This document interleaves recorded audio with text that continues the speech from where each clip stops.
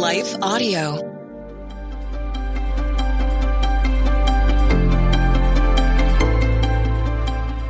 Welcome to the Crosswalk Devotional. We are so happy to have you listening. I'm Michelle Lazuric. Today's topic is From the Overflow of the Heart. We'll be back after a word from our sponsor.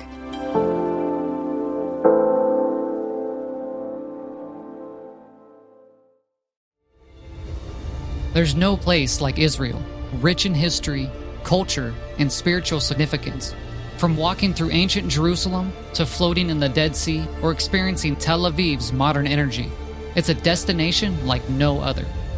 While I haven't visited yet, I've heard how life-changing it is. Now more than ever, we stand with Israel and pray for peace. I look forward to exploring its beauty one day. Learn more at goisrael.com. Let me tell you the God's gonna cut you. It's Holy Week in Jerusalem.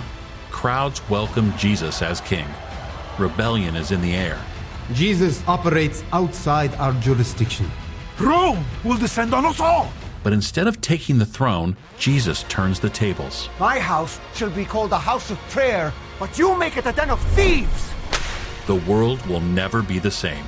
Coming soon to theaters, The Chosen Last Supper. Get your tickets now.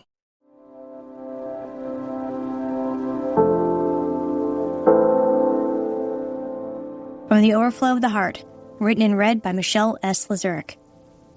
You brood of vipers, how can you who are evil say anything good? For the mouth speaks what the heart is full of. Matthew 12, verse 34. Ministry life has its share of ups and downs. In the 25 years that I've been in the pastoral ministry, we've had some great church experiences and not so great church experiences. In one church, the church hurt was at times unbearable. People we thought were friends spoke to leadership behind our backs, gossiped about us to leaders and congregation members, and did everything they could to destroy our reputation. As much as I tried to resolve the hurt, it took many years for me to process through all the emotions associated with those hurtful experiences. But during that time of healing, my words were not as positive as they could have been.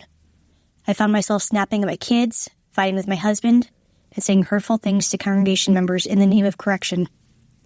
In one particular meeting with the church member, I corrected their behavior, but used character assassination. In that moment, I'd become no better than the church members who gossiped about me behind my back.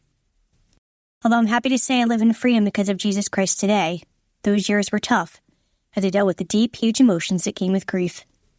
No matter how hard I tried, I projected that grief onto others, to temporarily relieve my hurt and pain. In my yearning for justice, I wielded my words like a sword to get it. Jesus understood this battle well. Jesus saw the Pharisees who understood the law and used it to lord it over the people of the towns. They wanted the glory for themselves, not God. They wanted to demonstrate that they followed God's law, but only in name. They said one thing and did another. In the above verse, Jesus understood their hearts. He perceived their motives. Their motives were evil, filled with hatred and jealousy over the attention everyone paid Jesus. We speak what's in our hearts. If our hearts are filled with grief and pain, our words will reflect that. Life can be challenging. It is filled with difficult situations, hurtful betrayals, and deep emotional pain. But it is our job as Christ followers not only to resolve that pain, but to walk in the freedom that Jesus wants for us. Many passages in the Bible speak about the damage we do with our tongues. When we say hurtful words to others, we ruin our reputation and Christ's reputation. Jesus was kind to those who sought after him and generally wanted his healing touch. If people wanted to know Jesus more intimately, Jesus went after them. But he understood the Pharisees. He knew they looked the part and said all the right things, but on the inside their hearts were full of malice. Take a minute to analyze your words. Do you find you snap at your children? Do you find yourself getting into petty spats with your spouse? Do you think evil and murderous thoughts that invade your mind regularly? Examine your words and write them down for 1 week. Do you find you speak more negative words than positive ones? If so, your heart may have a wound that needs to be healed. It can be as small as a stress caused by an overfilled to-do list or frustration in meeting your goals. It can also be as big as a spouse's betrayal, prodigal child, or church hurt at the hands of respected leaders. Whatever the case may be, discover what you can do to resolve it. Wounds need to be cleaned to be healed. Whenever we cut or wound our skin, we need antiseptic to clean out the bad bacteria and allow healing to begin.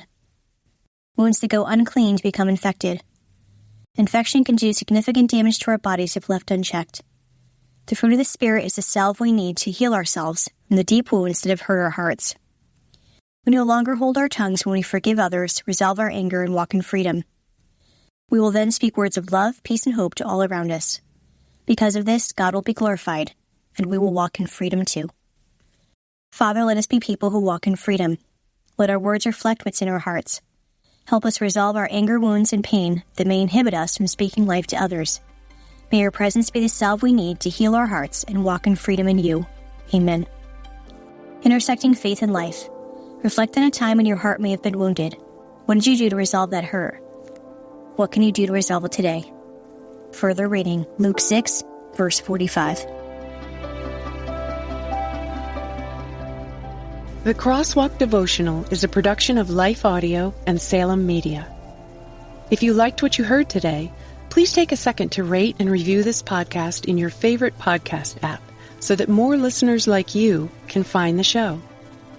For more faith-filled, inspirational podcasts, visit us at lifeaudio.com.